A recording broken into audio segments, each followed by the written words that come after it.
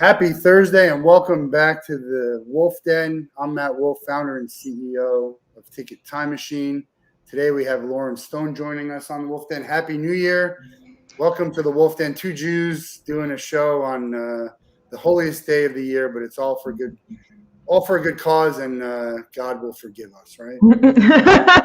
No, like I said before, I think there's something delightfully stereotypical of like, oh, you've two Jews and we're working, we're hustling on Yom Kippur. Like there's something kind of endearing there. Well, I got a lot of sins that I atone for, and then we kind of did like a new slate starting tomorrow, so we can get them all in the last few hours before we can. But great to have you here. I'm excited. We're going to talk about toys and events and writing and social media and maybe Jews and what we're going to do to break the fast. So the lox, white fish and cream cheese. But for the people in the audience who don't know who you are, give them a quick introduction, and then we'll get into it. You got it. My name is Loryn Stone. I am a pop culture writer, first and foremost. From there, I do events. I do YouTube content when necessary, toy reviews, toy writing. I'm sort of a person of all buccaneer of all trades. Like whatever needs to be done, I kind of hustle on it. But primarily these days, as we creep out of the COVID climate, focusing a lot on the events and the toy writing. Yeah. So, and we're going to get into all this. It's all there. A lot of this is all kind of related to each other, but I'm a huge pop culture guy. I'm a huge event person. I'm a huge collector. They all kind of come into one. How did you become a pop culture writer? Well, how did pop culture, I mean, people love pop culture, but how does it become what you want to do? I think a lot of it is timing. I have been writing since I was a child. I started writing short stories that were really kind of regurgitations of like episodes of The Simpsons. Just whatever I could write, I wrote. And then finally, of course, turned into original stuff. I have a bachelor's degree in creative writing from Cal State Northridge, which is signed by Governor Arnold Schwarzenegger. So that was lots of fun. Everybody who gets a degree in writing, I think, goes in thinking they're going to write books.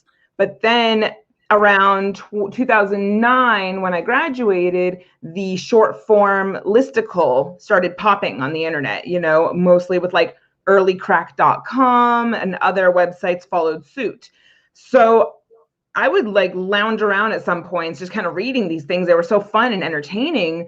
And then, the sad part of the story, once my mom passed away in 2015, I was like, oh no, I'm next. I have to do everything I've ever dreamed of doing because I'm going to die. Oh, There's optimism in there, I promise. Yeah. So, I started pitching to crack.com and was like, if other people can write like this, like I can write like this. I have nostalgia in my head. I have things I want to ramble about. And so I did. I started pitching to them. They took my stuff. It worked. I wrote a bunch of pieces for Cracked. And then from there, once I couldn't really hit the voice or like the mood of the site was shifting, like that's fine. I was like, I can do this myself. And I did. I made a website called Pop Lurker, where I was also writing like listicles and pop culture observations and nostalgia stuff.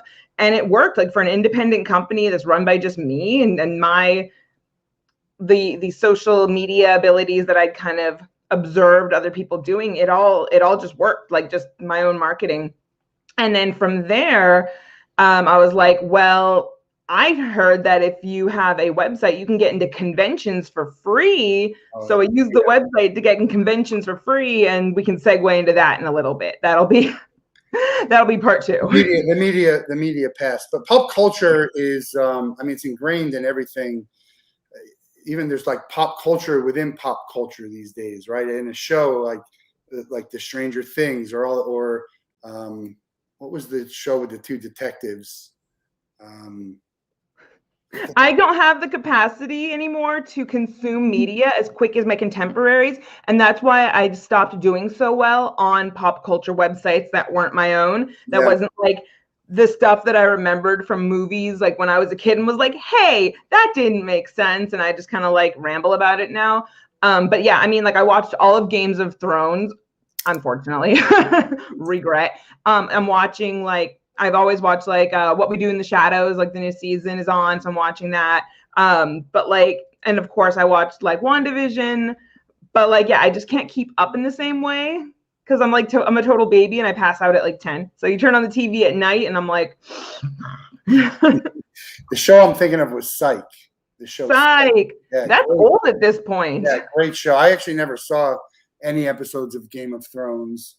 I'm kind of weird that way. There's like a lot of stuff that I'm all in about, and stuff like Lord of the Rings and Game of Thrones and the Breaking Bad. I mean, there's so much stuff that is great out there that I haven't touched on, and then it becomes like 4 or 5 seasons, and I'm like, look, I'm not going to be able to catch up to this. Right. You can't catch up. I mean, and the thing is with some of those shows, some people feel like they're great start to finish, and other people like me, like Game of Thrones, it's like it was good until it wasn't. And even now in the toy sphere, because Game of Thrones has its 10-year anniversary, it's been 10 years since season 1 aired, there's new merchandise. Yeah, it is. It aired 2011. So there's new merchandise for Game of Thrones coming out to celebrate this 10-year anniversary. And I feel so freaking sorry for toy manufacturers because like they're sort of obligated to celebrate this pop culture anniversary, but like nobody wants it. Yeah. Nobody wants it. Nobody was happy with that show's ending. So like they're releasing this new merchandise to celebrate this anniversary and to like avoid because nobody was happy with that show. So it's, you were talking earlier about toys and events kind of being more ingrained than we would have thought. Like it really is all encompassing. So yeah, it's fun stuff. Look, Seinfeld's my favorite show of all time. Yes. Not even close. And it was a very unsatisfying ending. Now I understand trying to tie up a comedy is different than trying to come Game of Thrones. Right. But even when you look at The Sopranos, a lot of unsatisfied watchers of The Sopranos, people still going to put that as one of the greatest shows of all time. So at some point, I was just talking about this with my friend, How I Met Your Mother. I don't even know how the ending was terrible, but I got halfway through that series and I watched it when it was happening. I was like, it almost doesn't matter how he met his mother, how I met his mother, or how they ended, because it's just the ride and the show was so great. They were never going to be able to put an ending that was going to be worthy. And I think shows in general are you can tie up a movie very nicely. A show, it's going to be very difficult, especially if it's really loved by everyone. It's 6-7 seasons long. Right. Yeah, I was going to say something like, what's one that just ended not too long ago is Big Bang Theory, which I think is typically beloved by normies, hated by nerds. And I didn't watch it, but that show ended not too long ago. It's crazy how, all these more modern, long-standing comedy shows, like I didn't really watch. I don't know what was going on with me. Maybe I just didn't have cable. Maybe I'm just watching Netflix. I don't know, but yeah, there's a lot of those primetime comedy shows that like I just don't watch. There's the revivals. Like I just got a notification that season 4 of The Conners is coming. I'm like, whoa, 4 seasons. 4 seasons. I couldn't believe it. I had no idea until I got this like press notification, this media invite yesterday. I don't know how long Fuller House went on. I'm just like lost in pop culture. Yeah. But do you have to have, be on the pulse of all this stuff, or there's so much content that you'd be like, look, I can just focus on this, this, and this? Because I work for myself, and right now the biggest focus is toy writing and event sphere. Like I'm on it with the toy news. Like I know exactly what licenses are hot. I know what kids toys are out. I know what collectibles are out. I know exactly what Super 7 and NECA and Hasbro and Jada Toys, I know what they're all doing.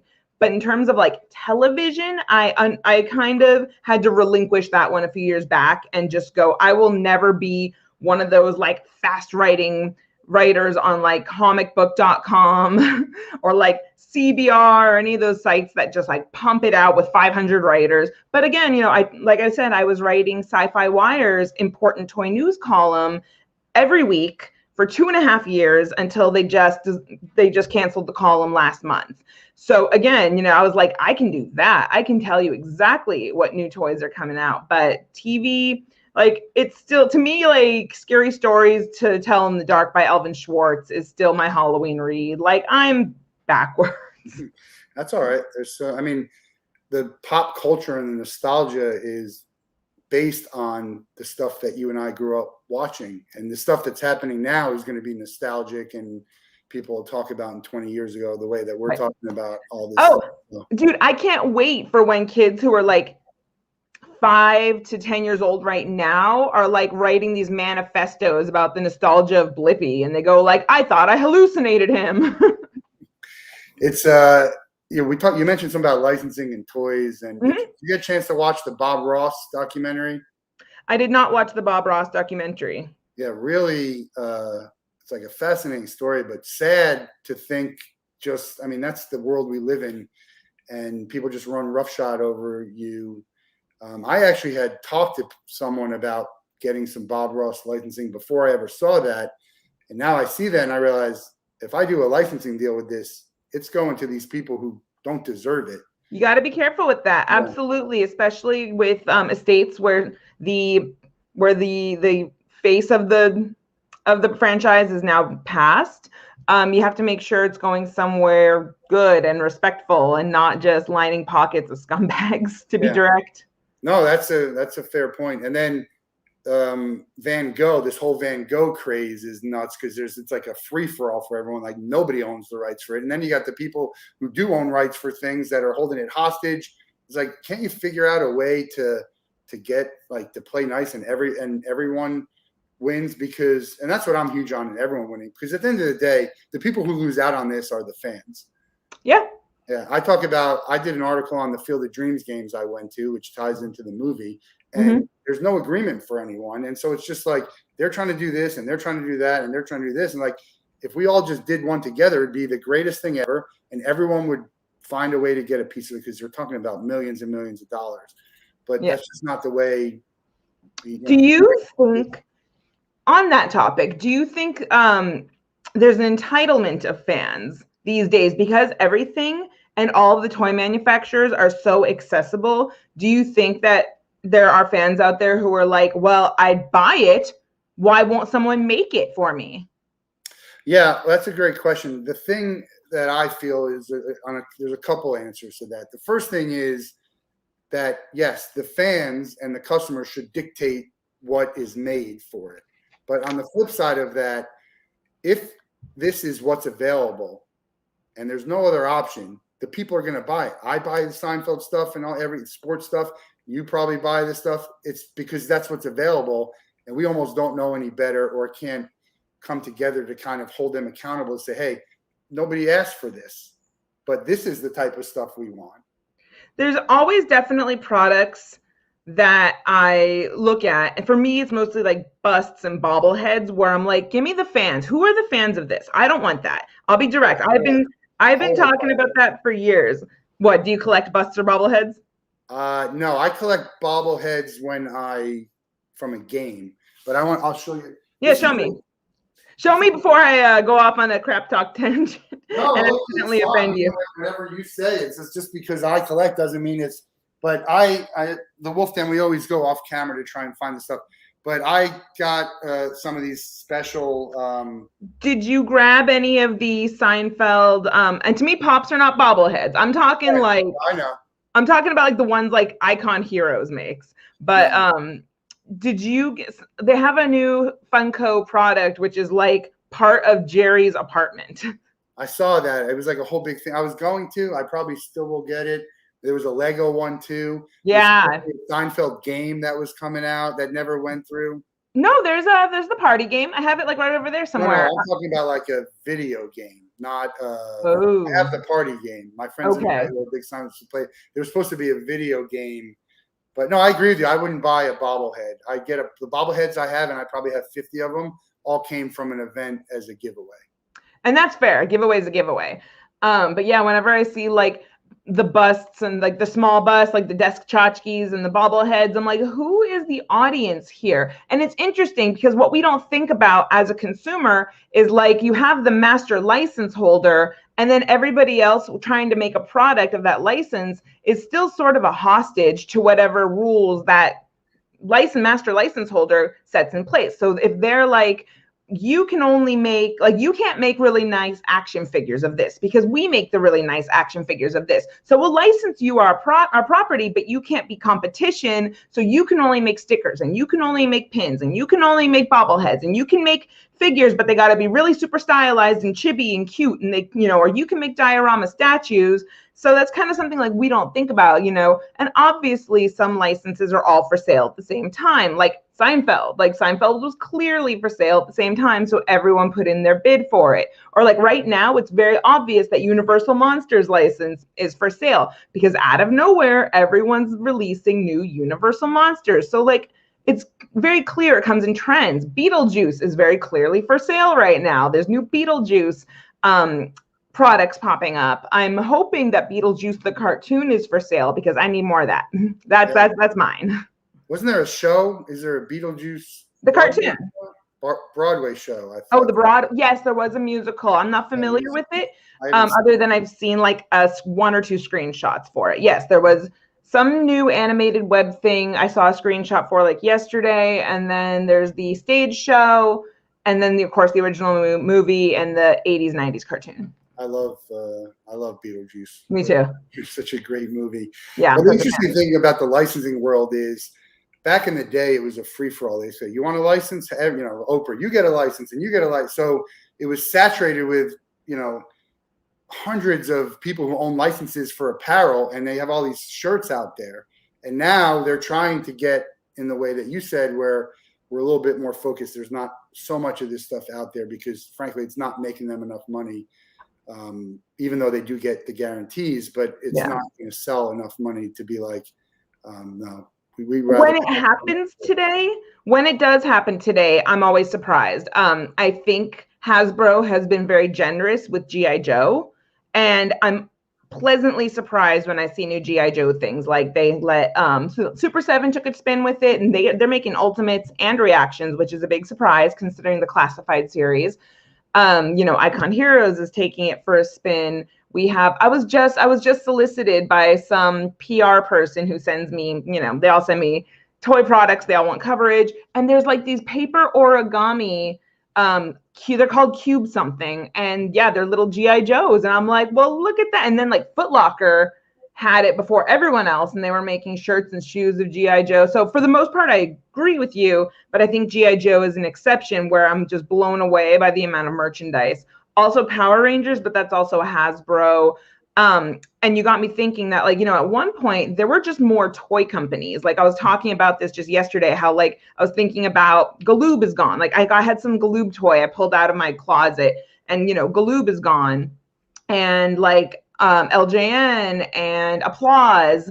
And I was just kind of thinking of these old toy companies that just aren't around anymore, and just how much more product from players was there that's now not, as applicable.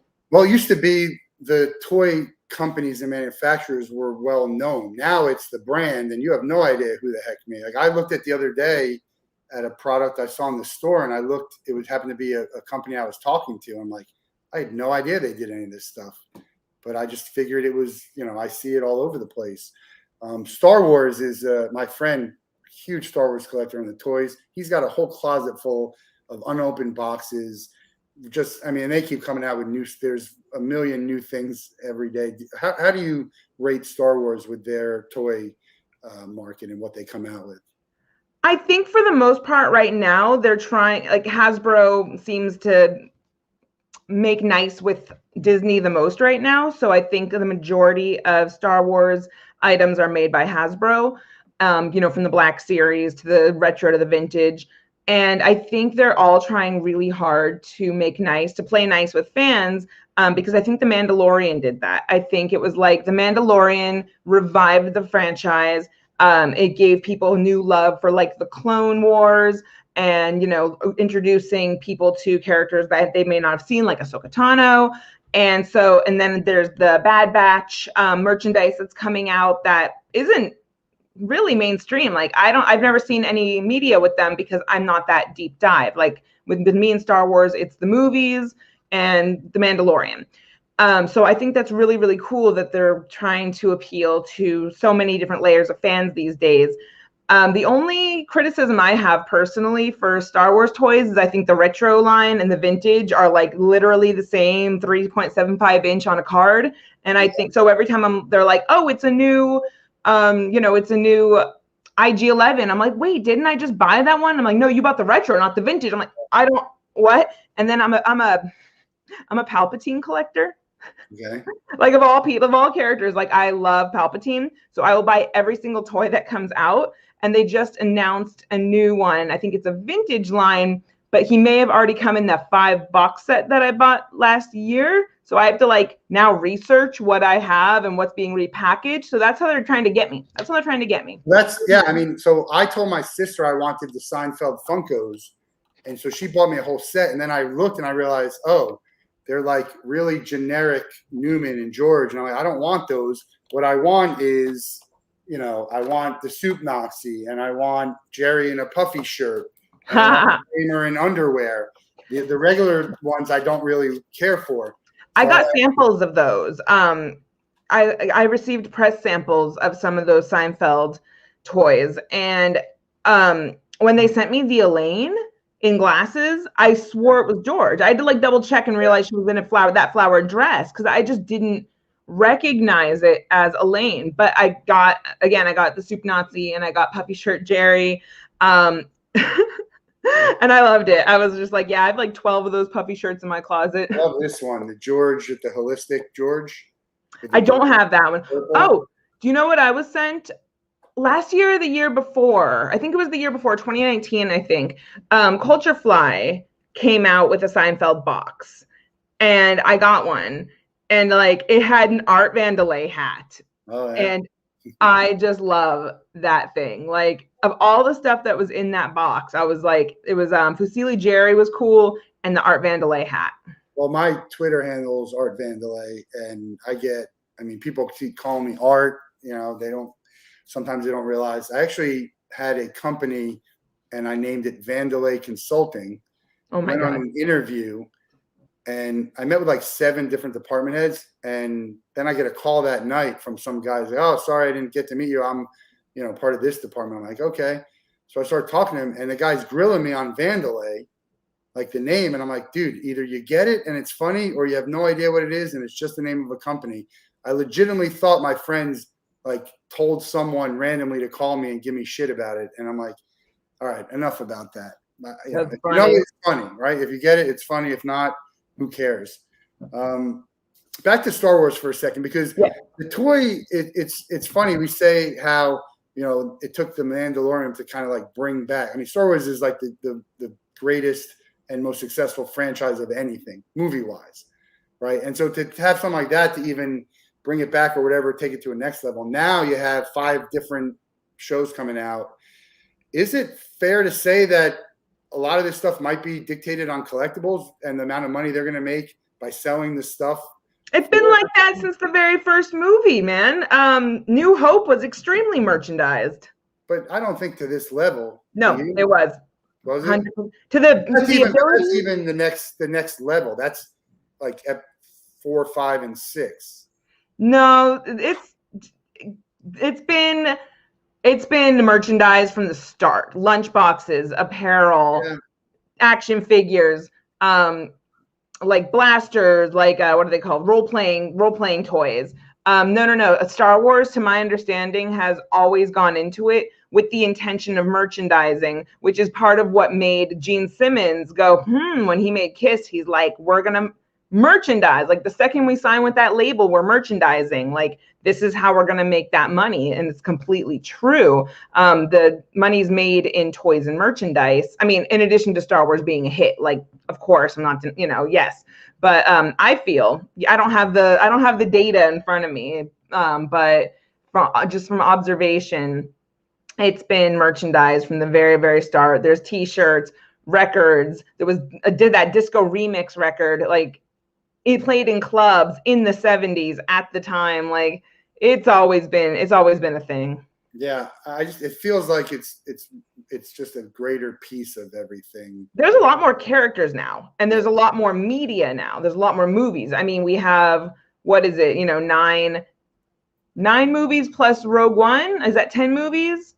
So there's like 10 Star Wars movies. So there's a lot of people to tap into. And now we have more toy lines in and of themselves. Like we have, again, the vintage, the retro, the Black Series. We have Hasbro making discount toys, like specifically for like Dollar Tree, 99-cent store, impulse items. So I think there's just a greater amount, like you were saying, before. Actually, were you saying there's more companies now or less companies with apparel and stuff? But I think there's more companies, just we don't know about them. They're not as big a presence to know who's actually doing it. You just look at it as a Star Wars product and yeah, have no idea whether it's company A or company B, and nor do you care because you're not. yeah, like I'll go to like Five Below, just to see if there's any new discount toys there. And yeah, it's a whole world of specialty made discount toys for shops like Five Below, 99-cent store, stuff like that. Well, let's talk about events. That's a big part of you. I've never been to. I did a NostalgiaCon, which was an '80s convention I was at in Anaheim. Oh, I went to that. And were you at that? Oh yeah. Oh yeah, I went there. It was interesting. Interesting is a kind word. Yeah, I would say. Well, anyway, we don't need to say. But no, anyway, no, we don't need to say anything. We can just nod and give each other the knowing look and move on.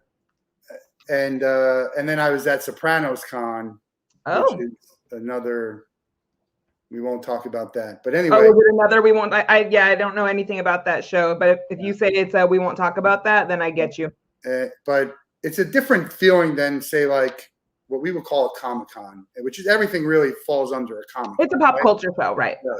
And before I ever started Ticket Time Machine, I had no idea. I mean, there's thousands and thousands of these every year for anything you can imagine that you've ever wanted to go and see. How did you get into the event? Well, obviously you're doing pop culture, but were you an attendee first? Were you saying, hey, I'm writing this stuff, let me cover it? And what do you like about that world, and how did you get into it? Sure, I'll tell that story. So I went to my first convention as an attendee in 1999. I was 14 years old, and I went to Anime Expo. At the time, it was in Anaheim. And I loved it. I thought it was great. I was very young and I didn't have a lot of money, but you could just pay $10 to get into the expo hall back then, which is what I did. And I'm just shopping around because I was like, you can't find this stuff in the store. And like within 3 years, it changed. And by like 2003, there was manga at Borders and there was more merchandise. But like in 99, it was still real weird. That's not what we're talking about. So I went to shows basically pretty regularly from 99 to like 2006. And then I sort of stopped. And then in 2016, I started going back to shows, and I went as an attendee and I had a good time, but it was just like, I just wanted to be kind of more involved. And then when I started Pop Lurker, I was sort of sneaky about it. I'm like, ooh, I can do coverage and get into shows for free. Like my intentions were not good there, but I did do my coverage. Like I did not. You're still covering the event. Yeah, I was you're not the AP or, whatever. I was taking pictures. I was doing the write-up. I was doing everything that a press outlet is supposed to do when they receive a free ticket for a show. Like I did the thing correctly. And from there, I met my business partner, Scott, who is the owner of Power Morphicon. And he hired me for freelance. He's like, hey, I need some help doing some writing for the website, making sure everything is clean and looks good. So it was just like cut and dry freelance writing for the website. And then from there, I was like, oh, well, if you're going to have this show, over the summer, I'll volunteer. Like, let me help out on site. And I did. And I've always had experience in like events. Like I did like Sailor Moon, get-togethers at the park and sort of like nerd meetups at the park. And I've always been really into like throwing dinner parties. Like, it's kind of weird, but I've been like throwing dinner parties since I was 17, like menu planning and just hitting the beats of what's going to happen at parties. And you'd be surprised how much it has in common. So when you look at something like a pop culture show, you think to yourself, like, is this just a straightforward toy show where it's just a room and people sell toys? Do we have programming? Do we need to have really strong celebrity guests? Is this not a celebrity show? Like, there's just different beats to hit. How many panel rooms do we have? Are we going to do any fan panels? Are we doing things like giveaways? Are we going to have like any big event outside the panel room? And so from there, like I just with this ability to stay organized and help with marketing and branding and promotion and stuff like that, like I started getting hired to help for shows. So I was doing that for maybe a year and a half or something like that, not very long. And then as I was learning the ins and out of like press and press processing and writing press releases, and then like managing the vendors and booking vendors and all the different moving parts of a convention to bring the whole thing together, I was like, let's try my own. And Scott and I partnered on an event that's called ToonCon, and that's a fall show in Pasadena, California. And that was our first show together that I co-owned. And then from there, I started up 2 in Simi Valley, California. I have Simi Valley Toy and Comic Fest and Megabit Game Expo, which just happened last week, which was awesome.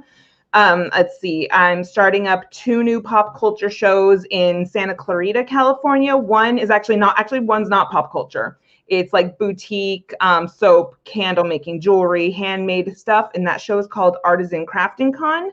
And then I have another in Santa Clarita that's coming, and that one is called Old Taku Con, which is basically, an old anime fan is an otaku. Now they call themselves weebs, but we were otaku, but now we're old, so we're old taku. So it's a celebration of anime from like basically the golden age, so mid 80s to 2000.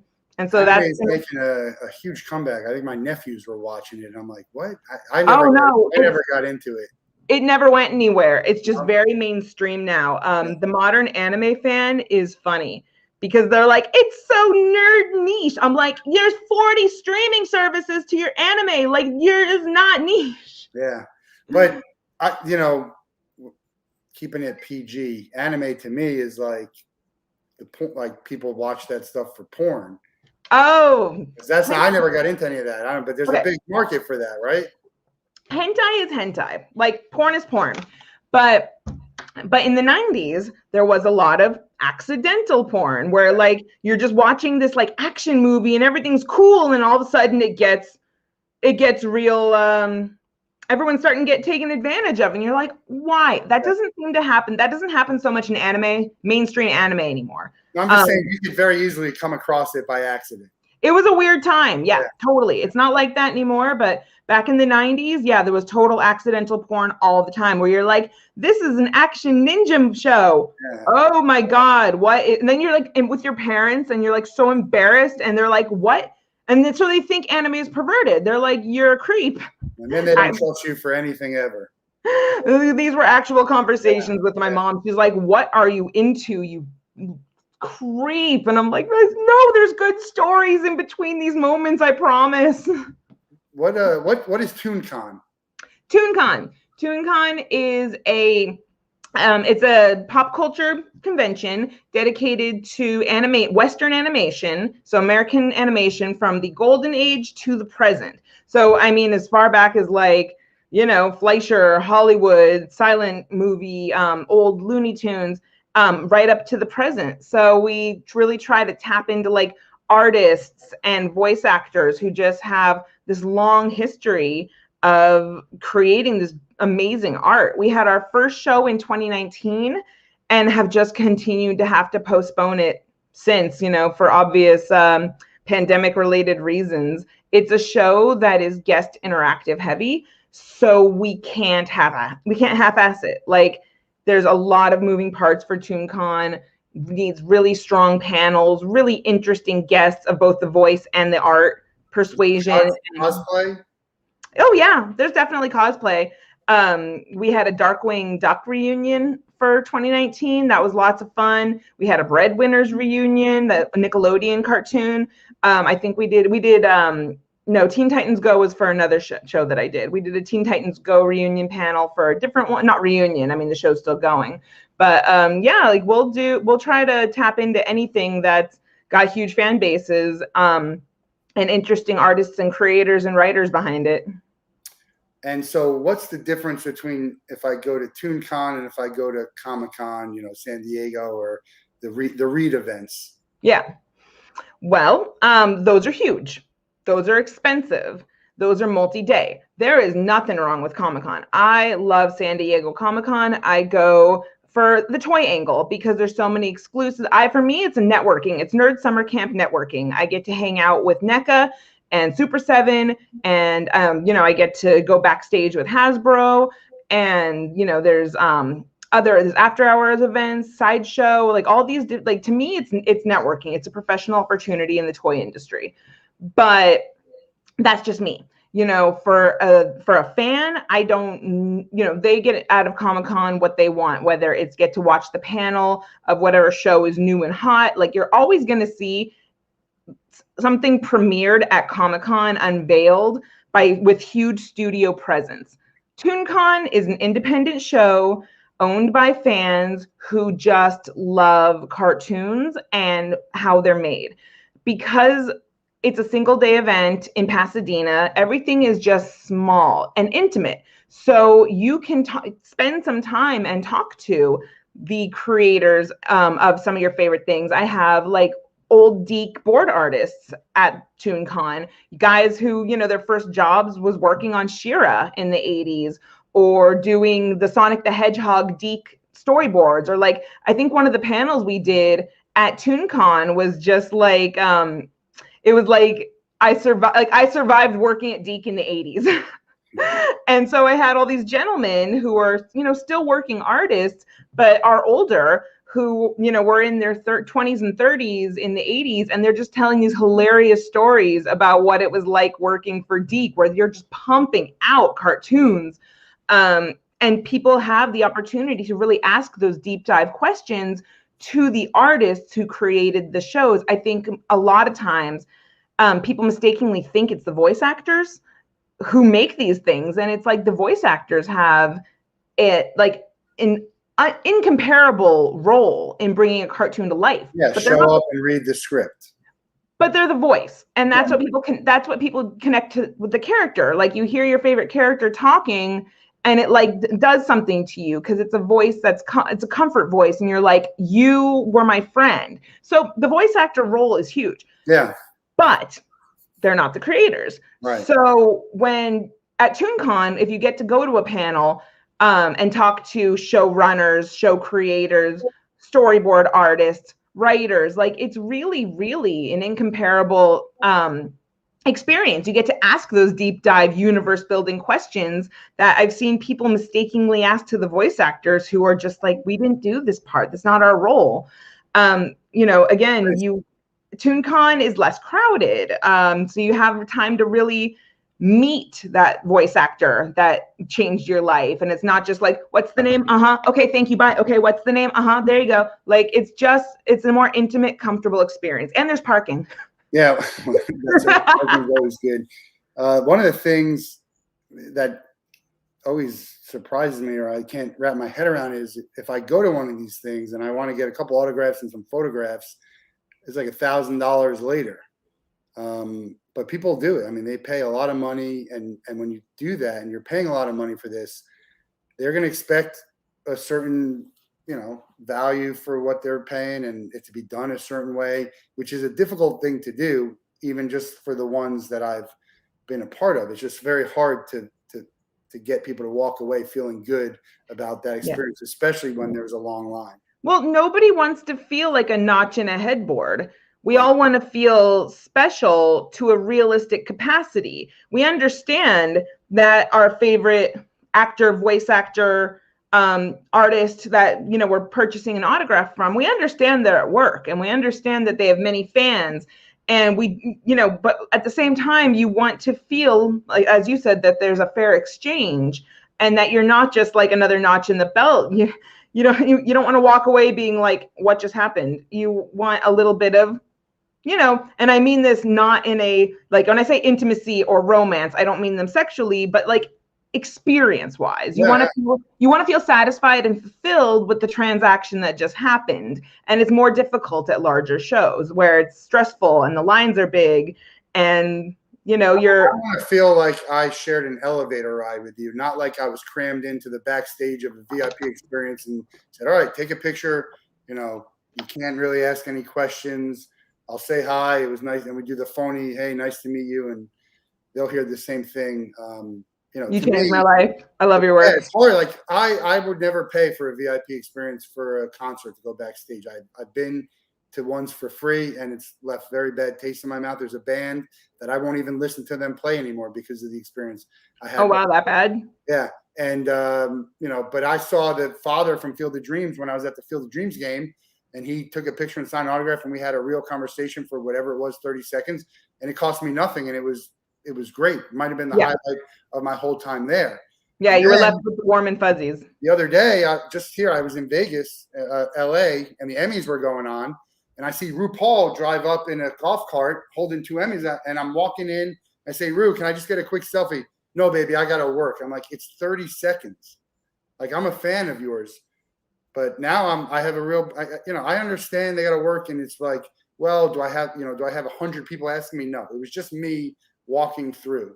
It's not like you're at a place. So, but I get it. It's hard. It's hard for them to do that for a few reasons. One, they got to do stuff. Sometimes they want some peace. You're at a restaurant. And the second thing is they get paid, right? You go to one of these things, you get paid a lot of money for someone to take a selfie and to sign an autograph. So there's it's a fine line between that from a fan point of view and then understanding it from the business point of view on what they're doing. It's become more of a business. A photo and an autograph to me used to be, hey, I ran into you, send me a photo. Now you got cameos that people are paying hundreds of dollars for someone to say a generic, message that they have no idea what they're saying. They're just like reading it off. But the people who receive that, it can mean a lot to them. I agree. And people spend, the thing I don't like is they spend the money they don't have because of how much it might mean to them. I wish it was a little bit more affordable, but again, from the other side, you can't put together this convention without charging the people that much and then have the people come to it. Some of the people are people who need money now, these actors, right? It's a strange balance between, that's the thing, throwing a show is business. But the purpose of throwing a show, this is not a money grab. I'm telling you, it doesn't make as much as a lot of people think so. It's for the fandom. It's to give people something to do.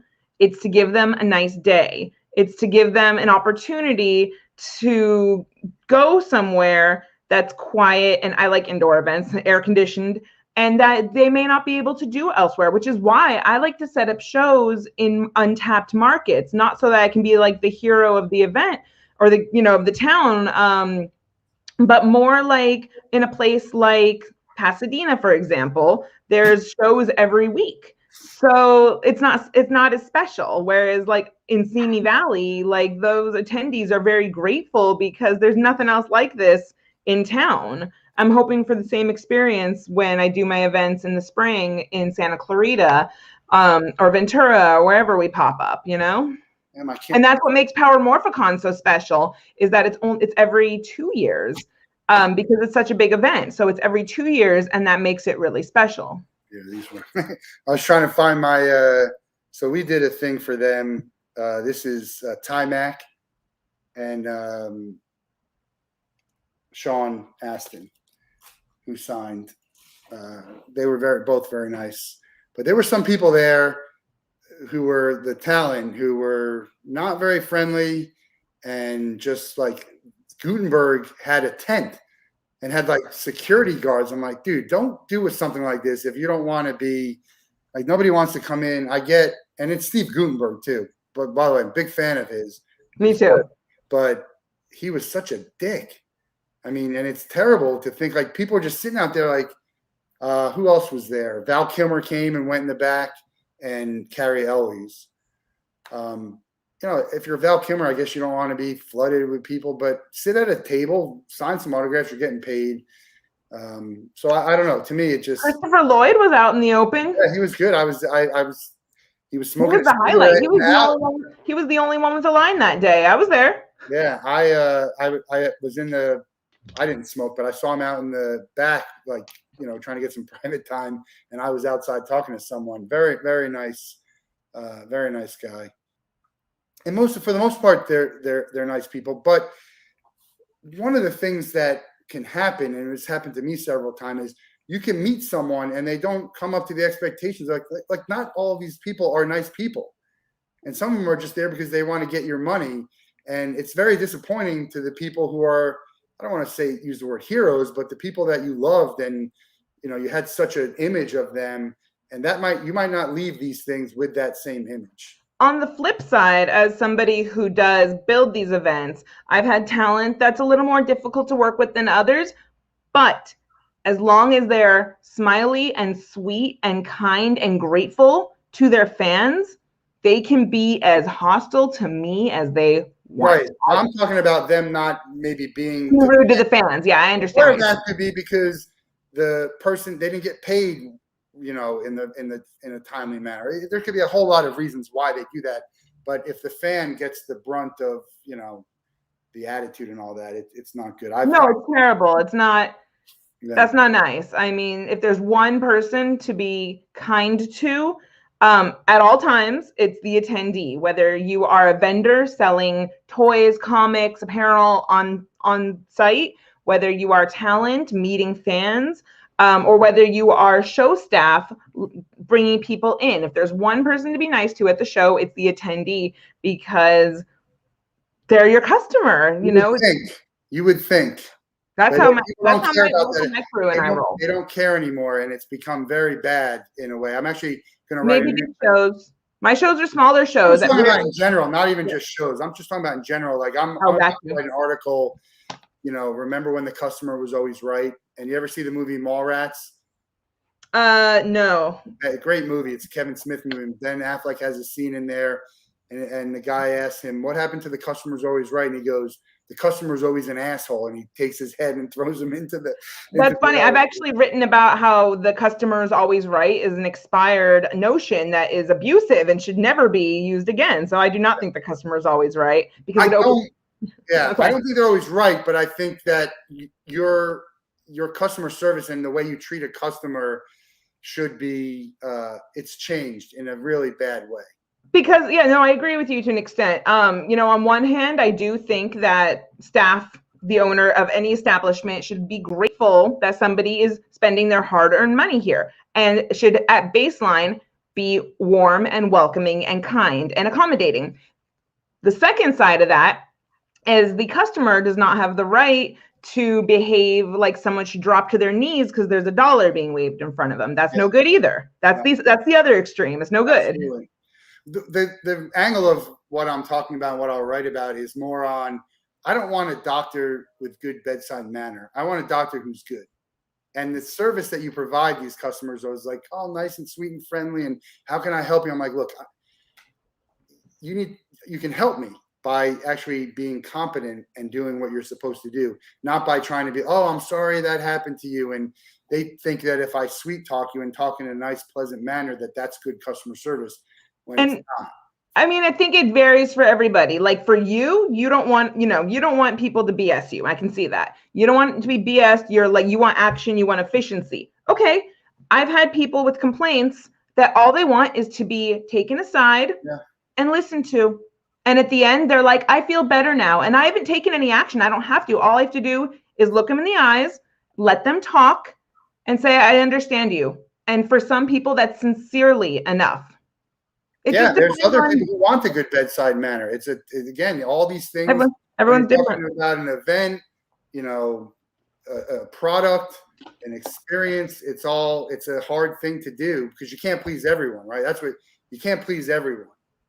So it's common sense and common courtesy and treat people with like human beings and not like a dollar. I think you'll end up okay. And that's just something that like we as people need to understand, even on a non-transaction, non-business level. Like I see people, making friends, interacting in everyday life, going, I need to stop acting in ways that I think everybody needs to like me. Like there's this new headspace of people being like, I don't like everybody, so why does everybody need to like me? But it's like this people pleaser attitude that a lot of people just think that if I don't act in a way where everybody likes me, I've failed. And it's not like that. It's impossible. It's impossible. Oh, of course. Let's go back to the beginning and the Yeah. pop culture. It must have started with cartoons, right? Do you have a Yeah. favorite cartoon, of one or two that you Oh. love from back in the day? I'm really big on animated movies. Whenever anybody asks me for like, what's your top 5 favorite movies? I've realized they're all animated. So animated South film. Park? What was that? South Park in there? The South Park movie? Like Bigger, Longer, Uncut? It's Yeah, in my top 10 probably, but not my top 5. I love. Great movie. Love it. Beavis and Butthead Do America. Of course, I was talking about Beavis and Butthead Do America just yesterday. Awesome movie. But as for like cartoons from back in the day, like I watched so many deep cartoons, and then once I hit 14, I got really into anime. So it's tough. Like there's cartoons that I watched so much of that like I couldn't tell you what they were about. Like I was talking about Count Duckula. Yeah. Like I watched so much Count Duckula, and someone's like, well, tell me an episode. I can't. Jetsons is my favorite. I was not a fan, although I loved the Jetsons Meet the Flintstones is one of my all-time favorite movies. Have you seen the new documentary? Not a documentary. The like George Washington cartoon on Netflix. It's pretty No. wild. It's kind of like it's kind of like what's the one of the America one? What was the cartoon with America? America, fuck yeah. Oh, Team America. Yeah. It's kind of like that, but it's weird. I'll send you the information on that. How about pop culture in general? You mentioned Simpsons. What are some of your favorite pop culture to talk about, or what you kind of grew up on and made you where you are? I'm still one of those people that like quotes Simpsons seasons 1 through 9. Like basically, as soon as all the writers left for Futurama, like I stopped watching and I never went back to Simpsons. So for me, Simpsons was canceled in season 9, with the exception of a few Treehouse of Horrors that are still funny. What else? What do I watch? Family Guy is my thing. That's my favorite cartoon. Family Guy. I love Bob's Burgers. I never got into The Simpsons though. Like I watch it, but I don't watch it in order. Same with South Park. I've watched a ton of the episodes, and some of them are classics, but I don't religiously watch all I watched South Park religiously probably till about 2010, and then I kind of fell off the boat. I loved Avatar: The Last Airbender, and I'm so glad that like it's experienced this revival. Like I loved Avatar. The first season of Korra was really good, and then it just kept going, and it was like abysmal. But now there's just there's a whole studio just that's being made just for the purpose of new Avatar animated media. And I'm so happy. And then Netflix is making their live action, which that's cool. But I'm so pumped because there was a minute there in pop culture where if you said Avatar, everyone thought like it was the James Cameron movie. And I'm like, no, like not that Avatar, the real Avatar, and Airbender. So now Airbender, has superseded. M. Night did an Airbender movie too. I haven't seen it, and I'm a big fan of his. But didn't he do an Airbender movie? Oh my God, what a mess! What a crap load of crap. Yeah. That movie was horrible. That movie and the Water movie is Lady in the Water, like the two movies he did that were just like. What was the one with the aliens, dude? That movie was awful. Signs. Yeah, I think. Signs was awful. No, he struck gold with The Sixth Sense, which I maintain is another one of my favorite movies. I loved The Sixth Sense. It was clever. The pacing, the chills, the acting. Oh my God, so good. I liked Unbreakable too. I thought that was pretty good. Unbreakable. I don't think I ever went between like Signs was so schlocky, and then I think he's a victim of the twist. Like I think when you're making content or art and you are limited by your twist because you think you have to have the Shyamalan twist instead of just telling a really riveting, harrowing story. I think that's part of like he didn't have to adopt that. You can make it more selective. When you start where he started, where else can you go? Maybe it's hard having your first project being like just explode like that. Like maybe that should be your third project explodes. Although Tarantino was highly revered off the bat too. So that's another thing. My brother, Pulp Fiction, one of his favorite movies of all time. I was never a Tarantino fan, but Django and Inglourious Bastards, two of my favorite movies. Love them. Kill Bill for me, part 1 and 2. I cannot get enough of Kill Bill. Those like literally like Kill Bill, part 2, volume 2, made me want to have kids. Like sincerely, I never wanted children in my life until Kill Bill volume 2, when she like goes through all that shit like for her daughter, and then sees her daughter and then's like crying on the floor and then laying in bed and like tickles her hand, and I'm like, I want kids now. And I maintain that like my decision to have children, and that's stupid. Like a lot of people will think that's stupid. Look, movies are such a big part of my life. I can't with Pulp Fiction anymore. Like I watched it in my early 20s and was like, ooh, how edgy. And now there's too many scenes that are, I'm 36, I'm creeping 40, and it's too much emotionally for me, and it just makes me nauseous. I can't with Pulp Fiction. I'm 10 years older than you, but okay. High five. Kill Bill was very merchandisable. Huge merchandise movie, Kill Bill. I loved it. Like the relationship between Bill and oh my God, what's the character's name? Uma Thurman's character. But like that relationship between them was like, I had that relationship with someone I dated when I was like too young and they were too old, but it was still like was really formative. And I was just like, oh, like what a beautiful movie. I love, you ever seen the movie Kick-Ass? Gosh, I didn't. The superhero movie, right? Yeah, to me, watch that movie. Your jaw is going to drop. Just watch it and your jaw is going to drop. We'll talk about why another time. I don't want to spoil anything for you. All right. To me, that was a great movie. I just saw Gunpowder Milkshake on Netflix. Have you seen this? These are movies you're going to like. I'm going to send you all this stuff. Really, really, a movie I think you're going to like a lot. But yeah. So comedy. What else besides The Simpsons? Was there any pop culture, music, something that is your thing? Oh gosh, music. I love music. I have a huge, vast taste in music. I listen to right now. I'm on a ragtime kick. Actually, I listen to 80s when I fold laundry. I listen to 90s when I do my makeup. I listen to show tunes when I drive. And then when I help my kids with homework, I'm listening to ragtime. I don't like, there's no limit to music that I listen to, except for like, a lot of people, like I'm not into R&B, I'm not into rap, and I'm not into country or gospel, but like, I'm really into Swedish heavy metal. Wow. Yeah, Hammerfall is my favorite Pussy band. Riot, are they considered who? Pussy Riot? I don't know what they are. I don't know what they are either. I'm thinking more like, like early metal, like, or, Dio, Iron Maiden, classic rock stuff. And then, segueing away from that, I love Ed Guy and Hammerfall and Powerwolf and Glory Hammer, Hammers and Wolves. Are you a meme person? I love memes. Memes? Yeah. When I stumble upon them, I don't go hunting. The one thing that I always love is this, and it could be the greatest clip in TV history, is the South Park Wheel of Fortune episode with Nagger. Oh gosh, I don't know if I remember that one. I gotta send you all this stuff. All right, make a care package. Make a post live stream care package for me, and I'll start doing my homework. You're like a link. Yeah, it would be great. We're running out of time here, but a few questions I want to always ask. We ask everyone. Give me your Mount Rushmore of pop culture. This is gonna be very difficult. 4 of like the greatest pop culture things. It could be your 4 favorite, or 4 that you think are just unstoppable forces.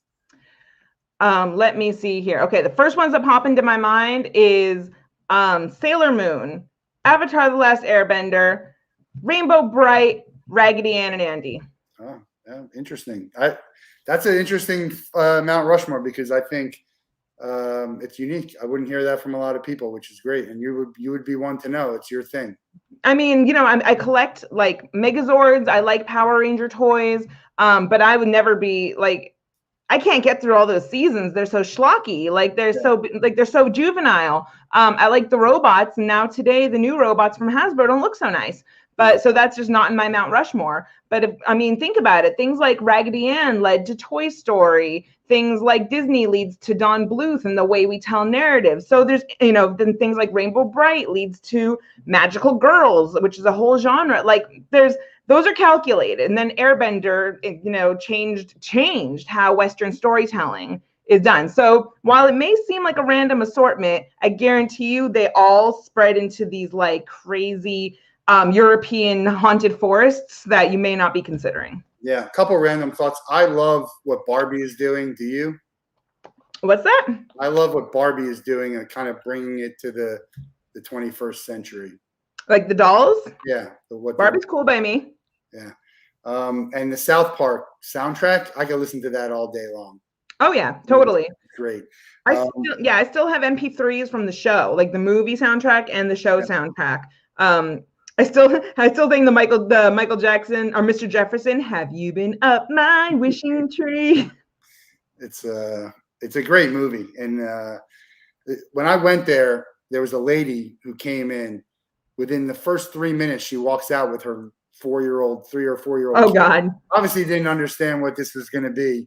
And the Uncle Fucker song comes on, and she's like, "All right, time to go." So, but God, that song. But like compositionally, they're genius. Like they hit every beat of a Broadway musical. And then Book of Mormon was great too. I saw that while it was on tour twice. Yeah, I love both of that. I think I'd love to see that on film the same way they put Hamilton on film or on TV. Maybe someday. We'll let you out here on the same question we give everyone at the end. You can spend a day with anyone in the world. They have to be alive, and you can't be related to them. Who would you spend time with? What would you do? We have a list of people. We're making outreach to try and make it happen. So make it a good one. R.L. Stine. R.L. Stine. And what would your day look like? I just want to pick his brain and take him to lunch, take him for a nosh. We're Jewish together. Yeah. And I just want to let him know how much his stories and method of just composing sentences have influenced the work that I do today. Well, that would be good. We're gonna put it on the list. R.L. Stine on the list now. Don't worry, I got you don't have to. I got him. If I need him, I get him. Oh, that's what I'm saying. Someone you can't just get. That's what I mean. I can't just get him. I'm saying, like, you don't have to let him know that, like, Loryn's over here fangirling. No, why not? Everyone wants to. We're going to get a big event with all the people there. Maybe it'll be at a Comic-Con. Who the heck knows? I'm excited for the day to end so I could eat my bagel and lox and whitefish and cream cheese. Do you have a special meal that you have at the end of today? No, I put all my focus into my Rosh Hashanah and my Sukkot meal. So for today, I'm just like, get through it. All right. Well, look, great to talk. There's a ton more we could chat. We'll have you on the Wolff Den again as you're promoting an event. Thank you. Check out Loryn Stone on Twitter and Instagram. Check out Troublemaker Services, which we didn't even get to, but check out our website. A lot of great information. That's where all the shows are. In a nutshell, that's where you can learn about all the shows in my portfolio and that I'm working on. Look forward to talking to you again soon. And everyone have a great rest of the week. We'll be back on Monday. Thanks. Thank you.